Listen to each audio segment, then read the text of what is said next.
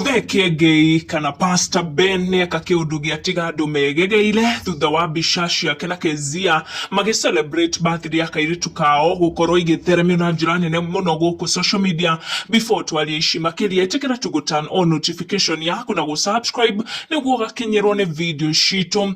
Mashabika botha Muthe Kiengei na Keziah wa Kariuki ni makorwo magitheremia na njira nene mbica ici cia Kiengei na Keziah celebrate birthday akairitu kao, mbica cia ikirehe dereti nene muno guku social media. Na thutha wa Muthe Kiengei gukorwo akiona uria mbica icio ciake na ex wake iratheremio ni akakiundu kia matiga megegeire, Kiengei ni akorwo agiikia mbica icio nenda-ini ciake cia ukinyaniria kuria makurumanagia keki na Keziah na gukenanira celebrate muthenya uyu kairitu kao karakinya miaka 9. Na thutha wa Kiengei gukorwo agiikia mbica icio nenda-ini ciake, mashabiki ni matigwo megegeire makiorania uhoro wigie Mrs Kiengei kana Mama thutha wa kuona uria muthuri wake Kiengei na ex wake Keziah wa Kariuki marakirumania keki. Some followers ne makenerera mbica ici muno na makiona ati thutha wa divorce ya Muthe Kiengei na Keziah wa Kariuki no marathie na mbere gukorwo na ndogo very healthy, kuona ni aciari a kairitu gaka gagwitwo Opa.